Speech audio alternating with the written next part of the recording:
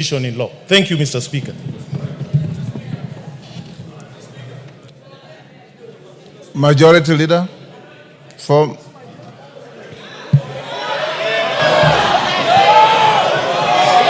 Kimani, Ichungwah.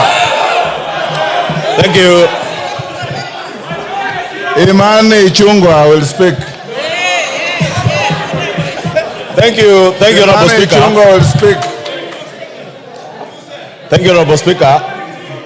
Honorable Speaker, let me first welcome members back to the House after the long recess and join you in thanking members even for showing up during the special sitting last month. Honorable Speaker, I also take cognizance of the issues before you and before the House. Let me start on a light note, Honorable Speaker, by saying to my brother, Honorable Junet, he said that this seat seems to be warm. And this seat is a seat like any other in this House. I know in a presidential system, Honorable Speaker, any member can sit anywhere. And if the Honorable Junet feels this seat is warmer than his, we must make sure that we warm Junet's seat wherever he sits so that he feels the warmth of the House. Honorable Speaker, the matter before us is a straightforward matter. And I want to agree with many of the things that have been said, including what the Honorable Karoli Omondi has just said, that the import of this court ruling has nothing to do with past decisions of this House over the last 2 years. Because decisions of the House, whether it is legislation, whether it is approvals that we make, are not made by a party. Neither are they made as business owned by the leader. Order, Bensouda. You can't just dash across the floor like that. Order.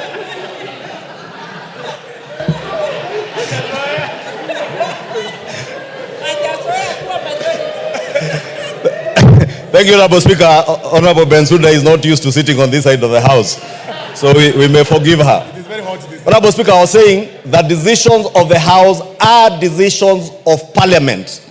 That is why when we move a bill, a government bill, moved by the leader of majority, when it is approved by the House and enacted as law, it becomes an act of Parliament, not an act of the leader of majority or an act of the government of Kenya. It becomes an act of Parliament. And therefore, all previous decisions made by this House have been decisions of the House, and the House subsists as it were on the 9th of August 2022 as it is today, Honorable Speaker, with the unfortunate loss of one or two of our members who have lost, one through a by-election and one by passing on.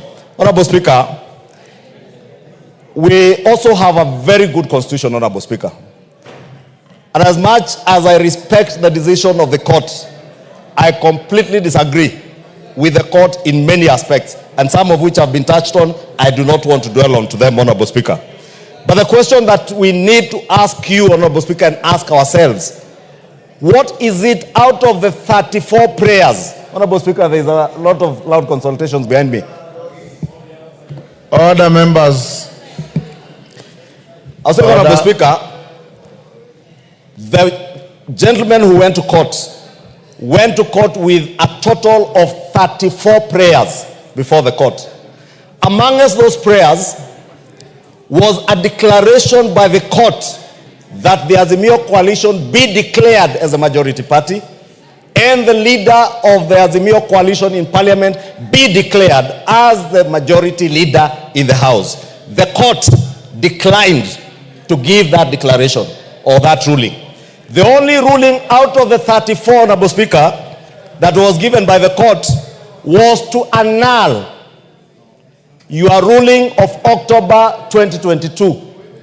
And the import of that annulment, Honorable Speaker, when they said that they found it to be unconstitutional, null and void, the import of that is we go back to the status quo as at 9th of August 2022. It's called status quo ante. Status quo ante, Honorable Speaker. You know, I'm only an accountant, I'm not a lawyer, Honorable Speaker. But at least, I also know, Honorable Speaker, because I studied in commercial law, in my accounting studies, the doctrine of ultra vires, where anything that is ultra vires the Constitution, any statute, give him a minute. any statute, Honorable Speaker, or any act of parliament that is inconsistent with the Constitution is null and void to the extent of that inconsistency. And I was saying we have a beautiful Constitution because this Constitution gives powers, or rather powers to enjoy rights, including the right of association, which is the most important thing in our Constitution. Chapter 4 is what, Chapter 4 for Constitution on the Bill of Rights is what has built our Constitution as amongst the most progressive constitutions in the world. Therefore, the members, the 14 members in question, Honorable Speaker, from UDM, PA, MDDG, MCCP, enjoy certain rights that not an act of parliament can take away from them, including the right to associate. No court, no law can tell the member for Ugenya, MDDG, that he must remain in Azimio. There is no court, no act of parliament, including the Political Parties and the Political Parties Coalition Act that was acrimoniously passed in this House at the tail end of the last parliament, can force the 8 members of UDM to associate with Azimio. That cannot happen, Honorable Speaker, and that is why, to a large extent, I disagree with the court, because those 14 members enjoy certain inalienable rights to enjoy their rights of association, to associate with the political coalition they desired. And they told us here, Honorable Speaker, letters were tabled, including letters, Honorable Speaker, that I have seen from the Registrar of Political Parties, ascertaining that MDDG, UDM, PA, Maendeleo Chap have left Azimio. The leader of Jubilee Party in this House, Honorable Speaker, the Honorable Sabina Chege, has today enjoys a position as a whip of an independent parliamentary political party called Jubilee. On that basis, Honorable Speaker, Jubilee then cannot and shall not and shall never be counted as part of Azimio. Therefore, Honorable Speaker, Honorable Speaker, we are inviting you to make a decision on the status quo ante. On status quo ante, Honorable Speaker, it is up to you as a Speaker to now make a fresh ruling, since you are ruling. Yes, Junet. Mr. Speaker, it is not my intention to interrupt. You have already done so. Yeah, my colleague, Mr. Speaker, yes. The minority leader. Mr. Speaker, is it correct, Mr. Speaker, for the minority leader to mislead the House that those parties who are members of Azimio cannot be forced to stay in Azimio, Mr. Speaker? To that extent, Mr. Speaker, there is a procedure of getting out of Azimio, Mr. Speaker. They have not followed the procedure, Mr. Speaker, and I can tell you I'm the Secretary General of Azimio, Mr. Speaker. They only wrote letters to me. They never followed the procedure, Mr. Speaker. And Mr. Speaker, I can see David Ochieng wants to respond to me. That's one member party, Mr. Speaker. We don't discuss in this, Mr. Speaker. Order, Honorable Junet. Don't disparage your colleagues. You are better than that. Kimani Ichungwah, you have 1 minute. Honorable Speaker, so that I do not waste a lot of time, I was saying that what you are being called upon to determine from the status quo ante is as we speak now, because your decision or your ruling of October has been annulled by the court. Respect to that court ruling is paramount, and you must respect it. And that is why, Honorable Speaker, myself, in respect of that court ruling, today, I have appeared here and decided to sit with my brother, Honorable Junet, wherever I can sit, Honorable Speaker, because that ruling being annulled now calls on you to now look at the facts as they are today and numbers as they are. Honorable Speaker, you know, last week we got letters from the clerk's office, myself and the Honorable Junet Mohammed, to submit names for the House Business Committee.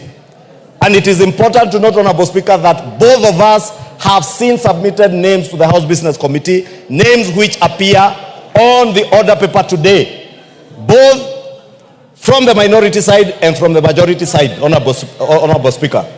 And when we did that, Honorable Speaker, we were cognizant, because we did the letters, some as late as yesterday, of the court ruling. I therefore want to ask you, Honorable Speaker, as you make your decision on this matter, to look at all the facts as they are. The 14 contentious slots in Azimio, and I agree with Honorable Junet, there was a process of getting out of Azimio. That process, has it been followed?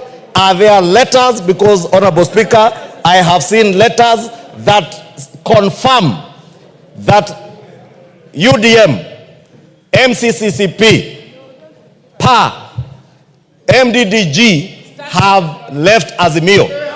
The Honorable Sabina Chege, Honorable Speaker, I am speaking about the letters, Honorable Speaker, that I have, which I will table before the House, Honorable Speaker, because I have copies in the office from the Registrar of Political Parties. And therefore, Honorable Speaker, I want to beg of you that as you make that decision, look at those facts. Also, Honorable Speaker, look at the facts that today, Honorable Speaker, the Honorable Osoro did submit a letter to you on my nomination and election as a leader of majority in September of 2022, signed and assented to by over 171 members of this House. The Honorable Junet Mohammed, late last year, after the Honorable Pio left, did submit the whip. Yes, wind up. The Honorable Junet Mohammed, in his nomination as the leader of minority, did submit a letter nominating him upon election by Azimio coalition as the minority leader, signed by a paltry 80 members of the Azimio coalition.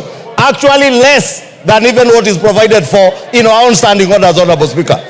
Less than what is provided for in our standing orders. Because our standing orders have a certain threshold as to who and how many members should have elected you as a minority leader, Honorable Speaker. And therefore, Honorable Speaker, it is my humble submission that you have facts on your table. Make a ruling when the time comes. Mwengi Mutuse. Pardon? Thank you, Mr. Speaker, for the